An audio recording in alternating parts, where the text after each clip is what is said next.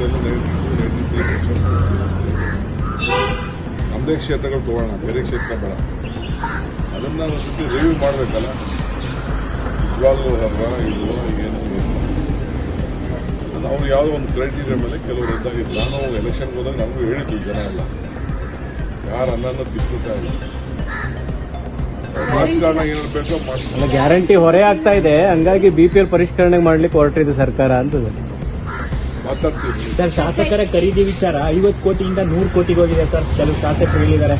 First ಬಿಜೆಪಿಯವರು 1000 ಕೋಟಿ ಹೇಳ್ಬೇಕ್ರಿ. ಯತ್ನಾಳ್ ವಿಚಾರ ಎಲ್ಲೆಲ್ಲಿ ಬಂತು, ಯಾರು ಕೊಟ್ಟು, ಯಾರು ಕಲೆಕ್ಟ್ ಮಾಡಿದ್ರೆ. ಯತ್ನಾಳ್ ನೀವು ಸ್ಟೇಟ್ಮೆಂಟೇ ಕೊಟ್ಟಿಲ್ಲ, ಬರೀ ನಮ್ಮನ್ನೇ ಕೇಳ್ತಾ ಇದ್ರಲ್ಲ. ವಿಜೇಂದ್ರ ಕೇಳಿಲ್ಲ, ನೀವು ಅಶೋಕ್ ಕೇಳಿಲ್ಲ, ಯಾರು ಯತ್ನಾಳು ಯಾಕೆ ನೀವು ಅಶೋಕನ್ ಕೇಳಿಲ್ಲ, ವಿಜೇಂದ್ರ ಕೇಳಿಲ್ಲ, ಅವರು NDA ಅವ್ರನ್ನ ಯಾಕೆ ಕೇಳಿಲ್ಲ? ನೀವು ಬರೀ ನಮ್ಮನ್ನೇ ಕೇಳ್ತಾ ಇದ್ದೀವಿ. ಅಲ್ಲ ಸರ್, ಅವರು ತನಿಖೆ ಮಾಡಿಸಿ ಅಂತಿದ್ದಾರೆ ಕೇಳಿದ್ದಕ್ಕೆ. ತನಿಖೆ ಫಸ್ಟ್ ಅವ್ರ ಪಾರ್ಟಿ ಇಂಟರ್ನಲ್ ತನಿಖೆ ಮಾಡಿ, ಎಲ್ಲ ತನಿಖೆ ಮಾಡ್ತಾರಲ್ಲ, ಇಂಟರ್ನಲ್ ತನಿಖೆ ಮಾಡಬೇಕು. ನೀವು ಮೀಡಿಯಾ ಒಂದ್ ಸೈಡ್ ಇದ್ದೀರಲ್ಲ ನೀವು. ಅಲ್ಲ, ನಾವು ಅವ್ರಿಗೆ ಕೇಳಿದ್ದಕ್ಕೆ ಆಪರೇಷನ್ ಕಮಲದ ಬಗ್ಗೆ ಕೇಳಬೇಕು. ನಾವು ತನಿಖೆ ಮಾಡೇ ಮಾಡ್ತೀವಿ, ನಾವೇನು ಬಿಡುದಿಲ್ಲ, ಅದು ಬೇರೆ ವಿಚಾರ. ಅವ್ರ ಪಾರ್ಟಿಲಿ ಅವರು ಒಂದು ತನಿಖೆ ಮಾಡ್ಕೋಬೇಕಲ್ಲ, ಇಂಟರ್ನಲ್ ಮಾಡಿಸಿ ನೀವು.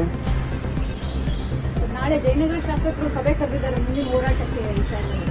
100 ಸಭೆ ಮಾಡಲಿ, ಅದು ಡಿಕ್ಷನರಿ ಗ್ರಾಂಟ್. ಅವ್ರು ಏನು ಹೇಳಿದ್ದಾರೆ, ಬೆಂಗಳೂರು ಇವ್ರ ಮಂತ್ರಿ ಆದ್ಮೇಲೆ ಅಧೋಗತಿಗೆ ಬಂದ್ಬಿಟ್ಟಿದೆ ಅಂತ ಹೇಳಿದ್ದಾರೆ. ಫಸ್ಟು ನಾನು ಏನು ಅಧೋಗತಿಗೆ ಬಂದಿದೆ ಅಂತ ಫಸ್ಟ್ ಕೇಳಬೇಕು ನಾನು. ಅದು ಚಿಕ್ಕ consensus.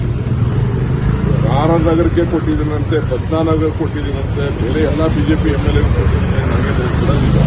Wanted to know what ಅಧೋಗತಿಗೆ ಅಂತ ಒಂದು ರೌಂಡ್ ಹೋಗಿ ಬರ್ತಿದ್ದೆ. ಅಲ್ಲ ಸರ್, ಯಾವ ಗೌರ್ಮೆಂಟ್ ಇದ್ರು ಜೈನ. ಮತ್ತಷ್ಟು ಸುದ್ದಿಗಳಿಗಾಗಿ ನೋಡ್ತಾ ಇರಿ ಪಬ್ಲಿಕ್ ನ್ಯೂಸ್ 24x7. ಇದು ಸತ್ಯದ ಧ್ವನಿ.